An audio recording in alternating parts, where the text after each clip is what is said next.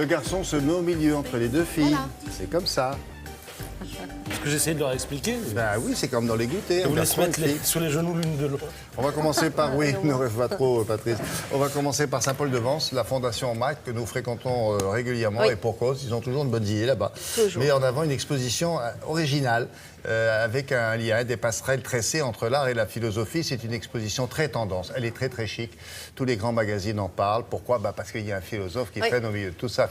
Est-ce que c'est lui qui a eu l'idée d'ailleurs, monsieur Bernard-Henri Lévy? C'est Bernard-Henri Lévy qui connaît très bien la Fondation MAG, qui habite une partie de l'année à Saint-Paul-de-Vence, donc qui est très attaché. Il habite un peu là-bas. Il s'est marié là-bas, non? Qui s'est marié là-bas il y a 20 ans. Avec Ariel Dombal, il m'a dit quand on a... un petit anniversaire, l'occasion. Voilà, c'est ça. Et il a écrit une lettre à Olivier Caplin, qui est le directeur de la Fondation MAG, en disant, voilà, j'ai une idée, c'est pas mon job, c'est pas mon boulot, mais j'ai envie de faire ça, pourquoi pas faire une expo sur l'art et la philosophie. C'est vrai que ce sont deux thèmes qui vont bien ensemble, parce que la peinture, l'art en règle générale, interroge extrêmement couvent sur le pourquoi, du comment, de la vie des choses quand même. Ça, c'est un peu ça aussi le boulot des artistes, et c'est surtout depuis 1950, depuis l'art contemporain. Alors du coup, il a choisi, parce que Bernard-Henri Lévy s'y connaît quand même pas mal en art, donc il a fait un choix, soit dans des collections privées, soit dans des musées. Et Olivier Caplin, qui est le brillantissime directeur de cette exposition, a mis tout ça quand même un petit peu en scène pour qu'il y ait de la cohérence. Et ils ont divisé en 7 sections qui interrogent sur des thèmes très particuliers. Alors ils ont rapproché des œuvres qu'on n'aurait jamais rapprochées dans une autre exposition. Rassurez-moi, il ne faut pas avoir fait normal sup Non, pour alors visiter l'expo. justement, Ça reste abordable. Hein. Ça reste abordable, et puis c'est surtout ce qui est absolument génial, c'est qu'il y a des grands artistes de la Renaissance jusqu'à nos jours. Il y a des œuvres qui ont été faites, notamment une par Pierre et Gilles, pour l'occasion. Et c'est l'occasion de voir des grands noms de la peinture ou de la sculpture qui sont là, les uns à côté des autres, réunis évidemment en thématique. Alors effectivement, c'est pas la peine d'avoir fait philo plus pour comprendre l'exposition. Bon. Il faut surtout se laisser aller dans l'œuvre, essayer de la comprendre et de recevoir ce qu'elle vous renvoie. C'est ça l'art aussi, et c'est surtout ça. Regardez.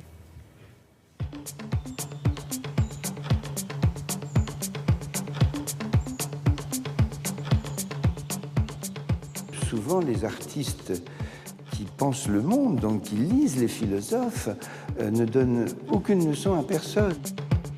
Ils disent « entrez donc ici hein, et puis vivez un moment avec les masques de James Ensor.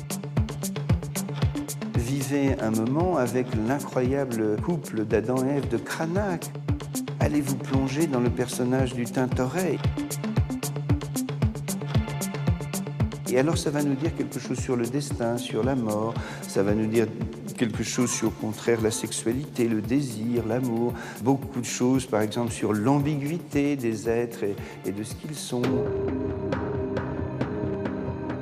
On a travaillé pendant 2 ans avec Bernard-Henri Lévy à essayer de regarder comment des œuvres se parlaient.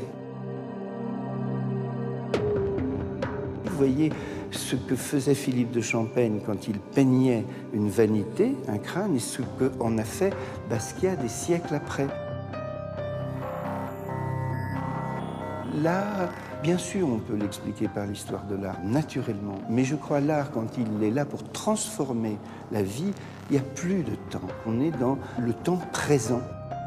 Il y a un magnifique Anselm Kiefer, par exemple. Toute cette force, cette énergie qu'il essaye de nous donner pour nous faire comprendre quel était notre temps, notre mémoire, depuis la guerre de 1945 jusqu'à aujourd'hui, etc.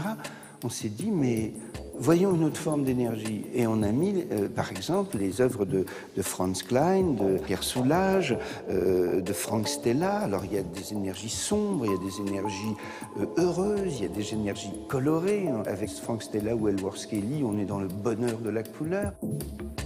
C'est comme si vous voulez, vous prenez un livre, ça raconte une histoire, mais vous pouvez ouvrir, comme ça nous arrive à tous, le livre quand on le veut, sans tenir compte du petit a, petit b, petit c, petit d.